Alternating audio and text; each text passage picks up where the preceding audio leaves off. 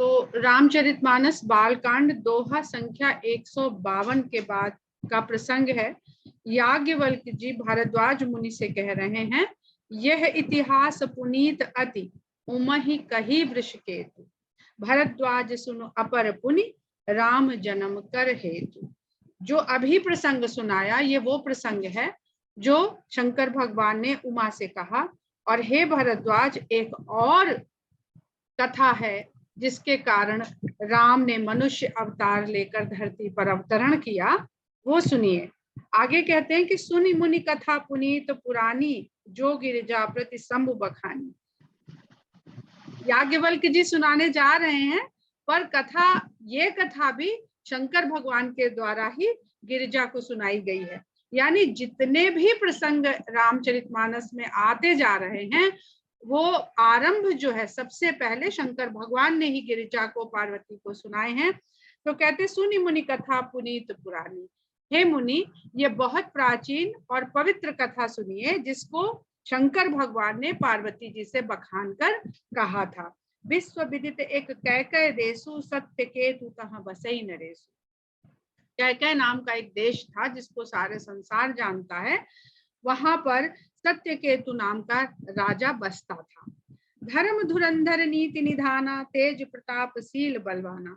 वो धर्म की धुरी को धारण करने वाला था, अर्थात उसका पूरा जीवन चक्र जो है धर्म के चारों ओर चलता था। वो धर्म का आचरण करता था और नीतियों के अनुसार राजकाज चलाता था। बल में भी बहुत तेज था और शील में भी उतना ही तेज था। बलशाली होने से वो अहंकारी नहीं था, शील आचरण का भी पालन करता था। कहीं के भय जुगल सुत बीरा, सब गुण धाम महारन धीरा। उसके 2 पुत्र हुए जो बहुत वीर थे और गुणों के धाम थे और युद्ध में धीरता धारण करने वाले थे। यानी युद्ध कौशल में निपुण तो थे, युद्ध कला में, पर अधीर नहीं थे। युद्ध बहुत धीरज के साथ करने वाली एक कला है। राजधनी जो जेठ सुत आही, नाम प्रताप भानु असताही।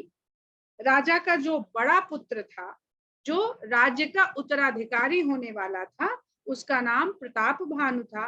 अपर सुतहि अरिमर्दन नामा, भुज बल अतुल अचल संग्रामा। और जो दूसरा पुत्र था उसका नाम अरिमर्दन था, जो भुजाओं के बल में अतुलनीय था, जिसकी तुलना संसार में बल के लिए किसी से नहीं हो सकती थी, और संग्राम में अचल रहता था, उसको कोई पछाड़ नहीं सकता था। जैसे पर्वत एक जगह खड़ा हो गया तो उसको कोई नहीं हिला सकता, वैसे ही युद्ध में उसको, अरिमर्दन को युद्ध में कोई भी टस से मस नहीं कर पाता था। अरिमर्दन का मतलब होता है शत्रु का मर्दन करने वाला, शत्रु का नाश करने वाला। और प्रताप भानु का मतलब होता है जिसका प्रताप सूर्य की भांति चारों ओर फैलता हो। तो ये जीव के लक्षण भी हैं जिनको हम इस कथा के माध्यम से समझते चल सकते हैं। राजा किस प्रकार का होना चाहिए। भाई ही परम समीति, सकल दोष छल वर्जित प्रीति। भाई भाई में बहुत अधिक मित्रता थी और छल दोष से वर्जित ये प्रेम था। यानी दोनों में निश्चल और सच्चा प्रेम था, ऊपरी दिखावटी प्रेम नहीं था। जेठे सुतहि राज नृपदीन्हा, हरिहित आप गवन मन बन कीन्हा। जो वैदिक नीति थी, जो वेदों में वर्णित प्रथा थी राजकाज संभालने की, उसके अनुसार राजा ने बड़े पुत्र को राजपाट सौंपकर अपना खुद का हरिहित आप गमन बन कीन्हा, हरि के लिए यानी भगवान को पाने के लिए, भगवान से जुड़ने के लिए स्वयं उसने वन गमन कर लिया, वन की ओर प्रस्थान कर दिया। बच्चों ने नहीं निकाला खदेड़ा कि अब आप जाइए, अब हम करेंगे। यही जीवन की प्रथा थी। जो 4 आश्रम थे, धर्म पर आचरण करने का अर्थ यही होता है कि आप स्वयं, जो धर्म क्या है, जिस काल समय आयु में हमारे जो कर्तव्य हैं औरों के प्रति, उनका निर्वहन करना, यही धर्म। तो अधर्म का आचरण हमें स्वयं से करना होता है, हमें फोर्स नहीं कोई करे। तो जब हम स्वयं धर्म का आचरण करते हैं तो हम स्वयं ही निर्णय लेते हैं और उसके अनुसार आगे बढ़ते हैं। तो हर हित आप गमन बन कीन्हा, और भगवान के लिए स्वयं वन गमन कर लिया। जब प्रताप रवि भयउ नृप, फिरी दोहाई देश, प्रजापाल अति वेद विद कतहु नहीं अगले। जब से प्रताप भानु ने राजपाट संभाला, उसका यश चारों दिशाओं में फैल गया, यानी उसकी दुहाई दी जाने लगी। वो इतना बलवान, शीलवान, नीतिवान प्रजापालक राजा था। प्रजापाल अति वेद विद, वेद के बताए अनुसार वो प्रजा का पालन करता था, इसलिए कहीं भी लेश मात्र भी पाप नहीं था। वेद किस प्रकार राजा का कर्तव्य बताता है? वेद कहता है कि राजा का धर्म ऐसा होना चाहिए जैसे समुद्र, मेघ और वर्षा का। जिस प्रकार समुद्र का जल वाष्प के रूप में टैक्स की तरह राजा लेता है, कर के रूप में, और एकत्रित करके जहां जहां आवश्यकता है, ये हम जो क्लाइमेटिक कंडीशन बिगड़ गई है उसकी बात नहीं कर रहे हैं, जो प्राकृतिक नियम है तो सुचारू रूप से चलता है, जिसको मनुष्य ने बिगाड़ा नहीं है, हम उसकी बात कर रहे हैं। तो जिस प्रकार मेघ समुद्र से जो जल लेता है, एकत्रित करता है वाष्प के रूप में, फिर मेघ में जल के रूप में उसको अपने पास सुरक्षित रखता है, संरक्षित रखता है, और आवश्यकता अनुसार धरा पर उसका वितरण करता है बिना कोई भेदभाव किए हुए। तो कर देने वाला सिर्फ समुद्र है, पर उस समुद्र के जल का वितरण करने वाला, पाने वाले अधिक लोग हैं। तो राजा का यही कर्तव्य है कि वो कर के रूप में जो संचय करता है धन, उसको लोगों में आवश्यकता अनुसार बांट दे, ना कि अपना उपभोग और भोग विलास में उसका इस्तेमाल करे। नृपहित जब इस प्रकार का राजा होता है तो ऐसे राष्ट्र में, ऐसे देश में कोई भी पाप नहीं रह जाता है। यथा राजा तथा प्रजा। नृपहितकारक सचिव सयाना, नाम धर्म रुचि सुप्र समाना। इस राजा का बहुत ही हित करने वाला, यानी उसको सही मंत्रणा देने वाला मंत्री था, जिसका नाम धर्म रुचि था, और जो शुक्राचार्य के समान था, जो सदा अपने राजा का कल्याण चाहता था। धर्म रुचि, एक एक शब्द अपने आप उस पद पर बैठने वाले व्यक्ति के गुणों को बता रहा। इनको हम प्रॉपर नाउन भी समझ सकते हैं और इसको हम गुणवाचक संज्ञा भी समझ सकते हैं। जो उस व्यक्ति विशेष का गुण कैसा होना चाहिए, इसकी परिभाषा हमें शायद देने का प्रयास कर रहा है। जिसका नाम धर्म रुचि था और जिसकी रुचि धर्म में हो। धर्म हमने अभी बता दिया कि धर्म का अर्थ क्या होता है। सचिव सयान बंधु बलबीरा, आप प्रताप पुंज रणधीरा। सचिव भी बड़ा सयाना समझदार था और भाई भी वीर था, बहुत बल में वीरवान था, और प्रताप भानु राजा स्वयं में रणधीर था। तो जब इस प्रकार का राजा होता है कि भाई से मतलब उसका सारा जो आसपास का दायरा है, जिनसे वो घिरा रहता है, उसका परिवार, वो सब जब इस प्रकार के होते हैं कि बलवान है, बलशाली हैं और राजा के प्रति प्रेम रखते हैं, निश्चल प्रेम, ये नहीं कि कब मौका मिले और छुरा घोपे और सिंहासन हड़प ले। ऐसा भाई था, ऐसा परिवार था उसका, और नीति और धर्म से संबंधित सलाह देने वाला उसका मंत्री था, सचिव था। सेन संग चतुरंग अपारा, अमित सुभट सब समर जुझारा। उसके साथ में चतुरंगणी सेना थी जिसमें अपार बल था। अपार सेना का भी कोई और छोर नहीं था, बहुत बड़ी सेना थी, और सेना के जो योद्धा थे वो बड़े बलवान थे और युद्ध में मर जाने का जज्बा रखते थे। सेन बिलो की राव हर्षाना, अरुबाजे गह गहे निशाना।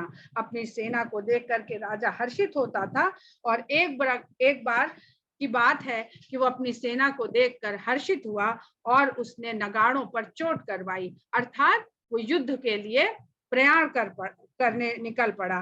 विजय हेतु कटकई बनाई, सुदिन साधिन चले बजाई। उसने विजय के लिए अपनी सेना को इकट्ठा किया, सजाया, और अच्छा दिन मुहूर्त विचार करके राजा अपने मन में ये साध लिए हुए, विजय की साध लिए हुए निकल पड़ा। अब युद्ध की आवश्यकता क्या है, युद्ध क्यों करना पड़ा? मनुष्य, जब बहुत लोग कहते हैं, आज भी कहते हैं कि युद्ध नहीं होने चाहिए, युद्ध की आवश्यकता प्राचीन काल से चली आ रही है, तो हमें ये समझ में आता है कि जब एक धर्म धुरंधर राजा है, जिसके राज्य में कोई पाप नहीं है, कोई क्लेश नहीं है, कोई दुख नहीं है, सुचारू रूप से सारी व्यवस्था चल रही है, तो उसका ये कर्तव्य है कि वो अन्य राज्यों में देखे कि वहां का भी पालन पोषण सब कुछ धर्म और नीति के अनुसार चल रहा है।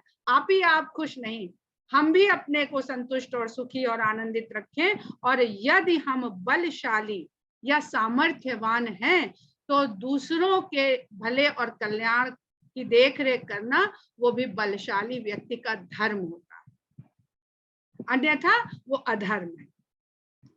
तो राजा अपने ही प्रकार की जो धर्म और नीति थी, अन्य राज्य भी उसी का पालन करें। शायद इसके लिए वो अपनी सेना निकाल के और चल के देखने चल पड़ा कि देखे सब जगह जो हमारे आसपास या धरा पे जो राजा हैं वो कहीं कोई अनीति तो नहीं कर रहे हैं, कहीं किसी का शोषण तो नहीं कर रहे हैं, जैसा कि परशुराम जी ने भी आगे किया था। वो भी कथा आप सब लोग जानते हैं।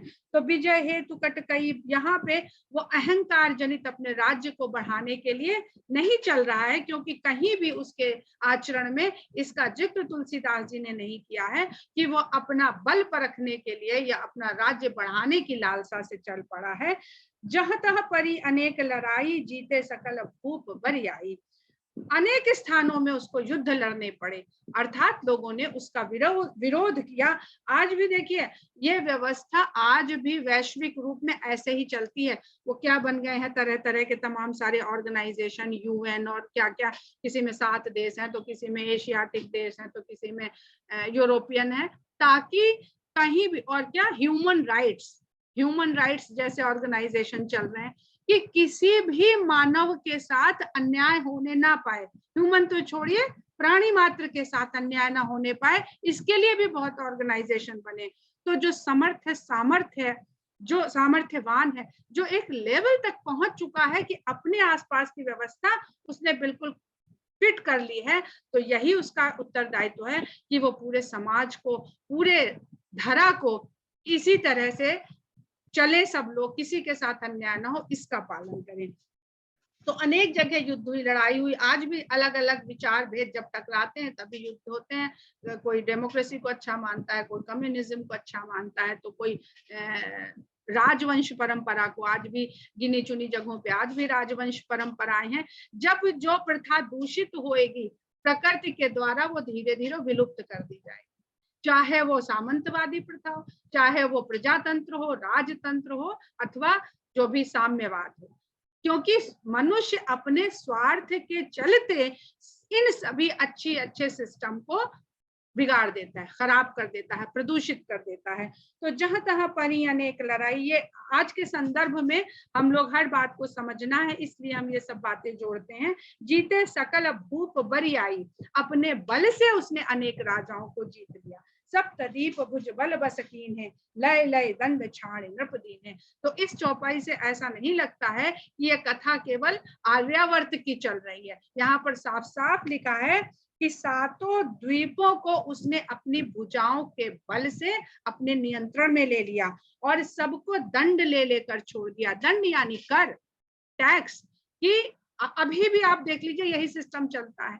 कोई भी देश में अगर उथल पुथल होने लगती है तो जो शक्तिशाली देश है वो इंटरफेयर करते हैं कि आप ऐसे नहीं कर सकते हैं। पर जहां पर गड़बड़ होती है कि अपना सुप्रीम पावर बनने के लिए अगर ये होता है तो ये गलत है। अगर वहां बसे हुए लोगों के हित के लिए, कल्याण के लिए दूसरे राष्ट्र ऐसा करते हैं तो ये आज भी सही है।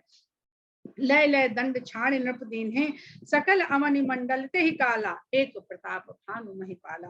पूरी धरती के सभी मंडलों पर उस समय केवल प्रताप भानु नाम का ही एक राजा हुआ, यानी सभी राजाओं ने उसकी अधीनता स्वीकार कर ली। स्वभस विश्व करि बाहुबल, निज पुर कीन प्रवेश, अरथ धर्म कामादि सुख, सेवन समय नरेश। सारे विश्व को अपने बाहुबल से अपने वश में करने के पश्चात राजा अपने नगर में वापस आया, प्रवेश किया और अर्थ धर्म काम आदि सुखों को भोगते हुए अपना समय राजा बिताने लगा। यहाँ मनुष्य के 4 पुरुषार्थों में से 3 ही पुरुषार्थ का जिक्र है, मोक्ष का जिक्र नहीं है, क्योंकि अर्थ धर्म काम के बाद मोक्ष का नंबर आता है और मोक्ष जो चौथा पुरुषार्थ है उस पर हर कोई नहीं जा सकता है। वहां जाने के लिए सबसे कठिन टेस्ट देना पड़ता है। जो उसमें भी पास होता है वही मोक्ष को प्राप्त करता है। तो अर्थ, धर्म, काम, अर्थ यानी धन, यहाँ पर ये चारों पुरुषार्थ को समझना बहुत आवश्यक है। पहला पुरुषार्थ मनुष्य का अर्थ है, जिसको धन से जोड़ा जाता है, यानी धनार्जन। जब आप धनार्जन करते हैं तो स्वयं के लिए, परिवार के लिए, समाज के लिए, राष्ट्र के लिए उस धन को यदि लगाते हैं तो वो धन सार्थक है, अपने अर्थ को पूरा करता है, इसलिए वो अर्थ कहलाता है, अन्यथा वो अनर्थ है, वो किसी का भी भला नहीं करेगा। दूसरा होता है धर्म, यही अर्थ का धर्म है कि अर्थ को किस तरह प्रयोग किया जाए, वही धर्म है मनुष्य का, ये दूसरा पुरुषार्थ है। फिर आती हैं कामनाएं। जब वह अर्थ धर्म में लग जाता है और इस तरह धार्मिक कामनाओं की पूर्ति करी जाती है। यहाँ पर काम को आप लोग शारीरिक काम भावना या सेक्स से मत लीजिए, सारी ही कामनाएं यहाँ पर शामिल हैं। जब इस प्रकार अर्थ धर्म में खर्च होता हुआ कामनाओं की पूर्ति करता है तो जीव मोक्ष को प्राप्त करता है। इसको कहते हैं मनुष्य जीवन के चार पुरुषार्थ। और रावण के संदर्भ में हम देखते हैं, यहाँ पर पहला शब्द जो पहला लिया जाता है अर्थ, उसके बाद मोक्ष है। तो अगर हमने पहला ही पूरा नहीं किया तो हम मोक्ष पर नहीं जा सकते हैं। पहले ही त्याग कर देंगे तो हम मोक्ष तक नहीं पहुंच पाएंगे। ये बहुत सारी कथाएं और भी अनेक हैं जिनसे ये इस तरह की बातें हमको बताई गई हैं, विद्वानों ने बताई हैं। पर अगर हमारे जीवन का पहला उद्देश्य काम हो जाता है, काम, क्रोध, लोभ, मोह, जो तीसरा पुरुषार्थ है, अर्थ, धर्म, काम, मोक्ष में तीसरा पुरुषार्थ काम है, अगर जीव उसको पहले नंबर पर ले आता है तो फिर क्या परिणति, अर्थ भी चला गया, धर्म भी चला गया, तो काम तीसरा पुरुषार्थ हमने प्रथम बना लिया, यानी हमारे जीवन का जो सारा फोकस है वो कामनाओं पर हो गया। तो फिर क्रोध, लोभ, मोह, ये इसमें हम आके फंसते हैं और फिर मोक्ष तो दूर हो गया, क्योंकि ये चार स्टेप हैं, ये चारों चलते हैं एक साथ, तभी वो अपनी परिणति पर पहुंचते हैं। सुबह, दोपहर, संध्या, रात्रि, ऐसे चलेगा तभी जीवन प्रकृति के अनुसार सुचारू रूप से चलेगा। अगर हम चाहें कि पहले संध्या हो जाए तो फिर हमारे जीवन में दूसरा चरण रात्रि का ही होगा और दिन, दिवस, उजाला, प्रकाश कभी नहीं आएगा। आगे कहते हैं कि धर्म, अर्थ, धर्म, कामादि सुख सेवई समय नरेश। तो राजा इस प्रकार अर्थ, धर्म और कामनाओं के सुख को भोगने लगा, सेवन करने लगा। भूप प्रताप भानु बल पाई, काम धेनु भय भूमि सुहाई। और प्रताप भानु के इस प्रकार के बल को पा करके धरती भी कृतार्थ हुई और काम धेनु की भांति सुहावनी हो गई, यानी वो समय पर अन्न उपजाने लगी, सब जगह निर्मल जल मिलने लगा प्राणियों को, वातावरण शुद्ध, वायु शुद्ध, जल शुद्ध, अन्न में कोई भी पेस्टिसाइड और क्या कहते हैं प्रिजर्वेटिव इस तरह का कुछ नहीं, सब चीज एकदम शुद्ध। सब दुख वर्जित प्रजा सुखारी, सभी दुख वर्जित हो गए उसके राज्य में और प्रजा सुख से रहने लगी। धर्मशील सुंदर नर नारी, सभी स्त्री पुरुष सुंदर हो गए। सुंदरता का मतलब शारीरिक सुंदरता से तो होता ही है, हमारी आंतरिक सुंदरता जो हमारे आचरण से आती है वही असली सुंदरता होती है। तो वो कैसे आती है? धर्मशील होने से। जब राजा धर्मशील है और प्रजा सुखी है तो प्रजा भी धर्मशील है, इसलिए सभी सुंदर रूपवान दिखते हैं उसके राज्य में। मतलब बीमारियां नहीं है, व्याधियां नहीं है, रोग नहीं है, लूला, लंगड़ा, कोढ़ी, ये भी सब कुरूपता के ही चिन्ह हैं। सचिव धर्म रुचि हरिपद प्रीति, नृप हित हेतु सिखवनित नेति। राजा को जो सचिव धर्म रुचि है उसकी भी भगवान के चरणों में प्रीति है और वो राजा का हित करने वाली सुंदर नीतियां ही राजा को सिखाता है, यानी अच्छी सलाह देता है। सुंदर कांड में एक दोहा है कि सचिव वैद गुर दीन जो प्रिय बोलहि भयास, राज धर्म तन तीन को होई बेगही नाश। इसमें जो सचिव है वो मंत्री है कि अगर वो भयवश ये रावण के लिए कहा गया है। हर एक चीज को यहाँ से आप कहीं भी कनेक्ट कर सकते हैं कि भयवश अगर सचिव प्रेम से बोलने लगे, मीठा बोलने लगे, तो राज धर्म तन तीन को, तो सचिव के मीठा बोलने से भयवश राज का नाश होता है, वैद्य के मीठा बोलने से तन का नाश होता है, सचिव वैद्य गुरु के मीठा बोलने से भयवश धर्म का नाश होता है। तो यहाँ पर कह रहे हैं उसका सुंदर रूप है कि क्योंकि बाल कांड है, बाल कांड में बच्चे को सब अच्छी बातें बताई जाती हैं, आदर्श बताए जाते हैं, फिर वो बच्चे के ऊपर निर्भर करता है कि उसने सीखे हुए आदर्शों को अपने जीवन में उतारा कि नहीं उतारा।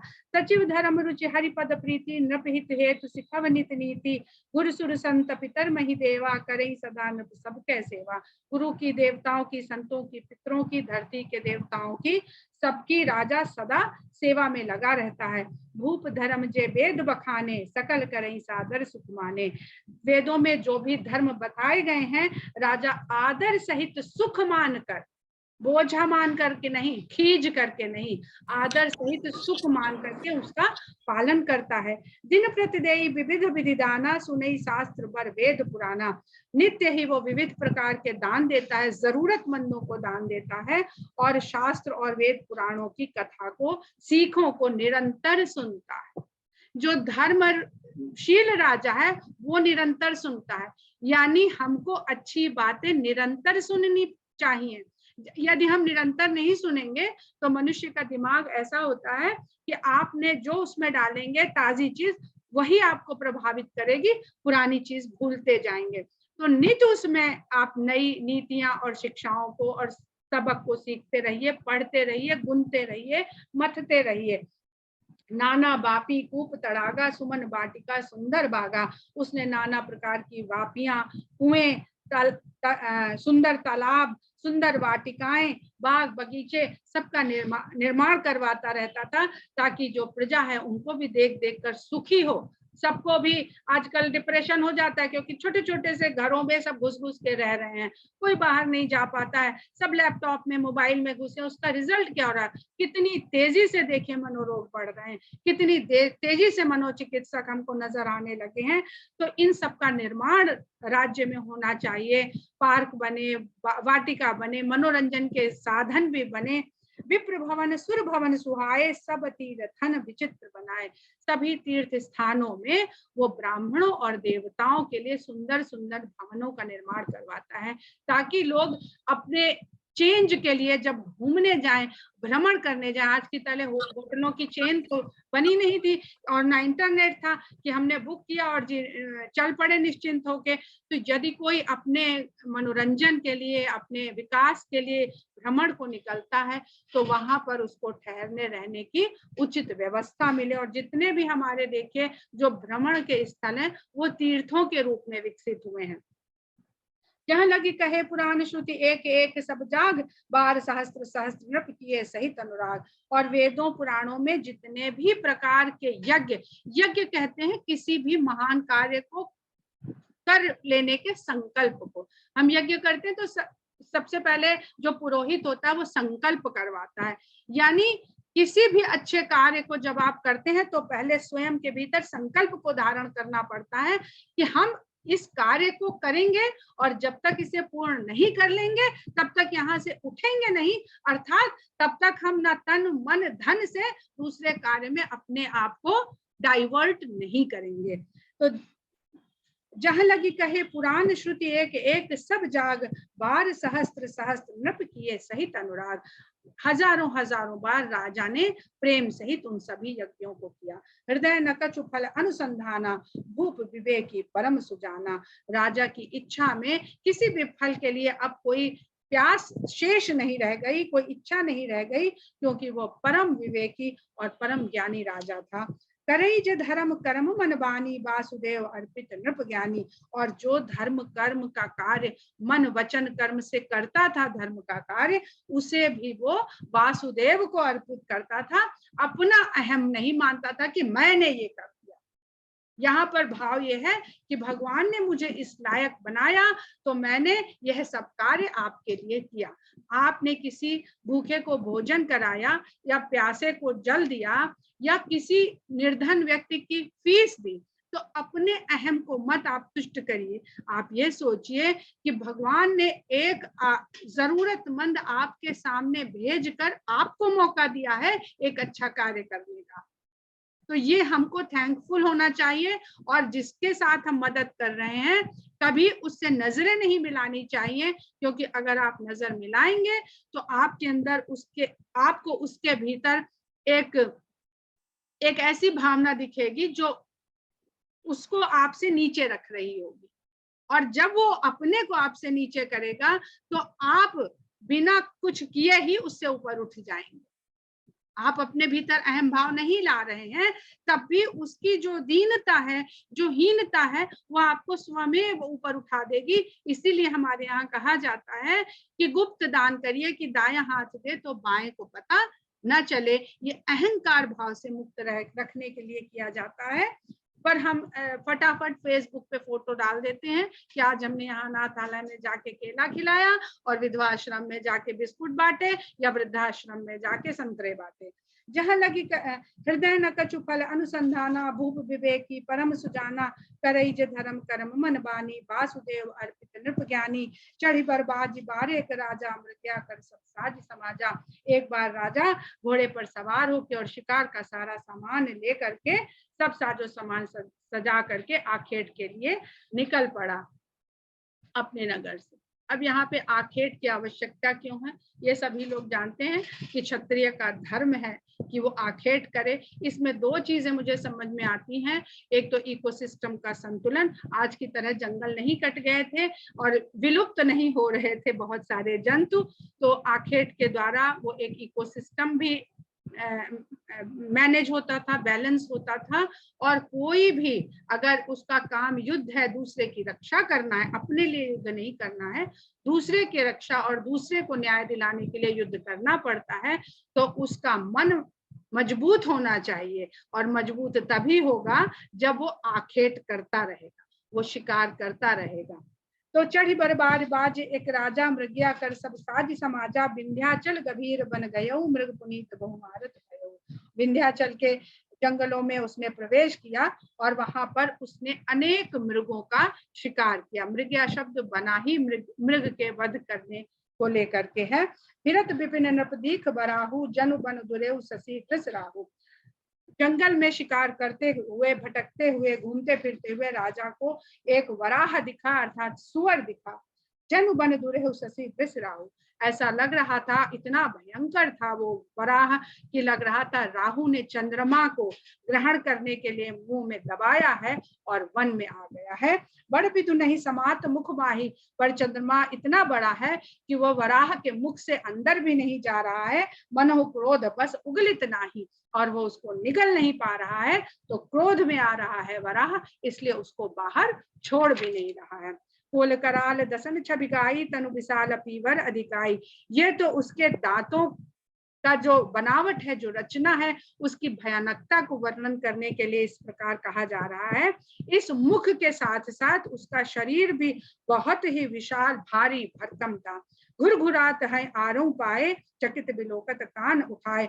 वो घुरघुरा रहा है, उसके मुंह से घुर्राने की आवाज निकल रही है और चारों ओर सजगता से देख रहा है और कान उठाए हुए भी बिल्कुल अलर्ट है। नील महीधर शिखर सम देख विशाल बराहु, चपर चले है सुटुक नृप हाँक न होई निभाऊ। नील पर्वत, विंध्याचल में स्थित नील पर्वत के शिखर के समान, जैसे किसी जंगल में बहुत बड़ा नीले रंग का पर्वत विराजमान हो, उस विंध्याचल के वन में वह सुअर ऐसा ही विशालकाय प्रतीत हो रहा था। चपर चले है सुटुक नृप। और जैसे ही उसने राजा को देखा, जब राजा ने उस सुअर को देखा तो जो हिरणों का वध करता हुआ घूम रहा था, जब ये भयानक सुअर उसने देखा तो राजा का मन एक कठिन जंतु का, पशु का शिकार करने के लिए मचल उठा और उसने चाबुक मारी घोड़े पर और सुअर को ललकारता हुआ उसकी ओर बढ़ चला कि आज तो तेरा शिकार होकर के ही रहेगा। हर एक कर्म का फल हर मनुष्य को भोगना पड़ता है। आवत देखे अधिक रवबाजी चले बराह मरुत गति भागी। समय हो गया है दोहा संख्या 156 पर, तो हम लोग यहीं पर विराम देते हैं और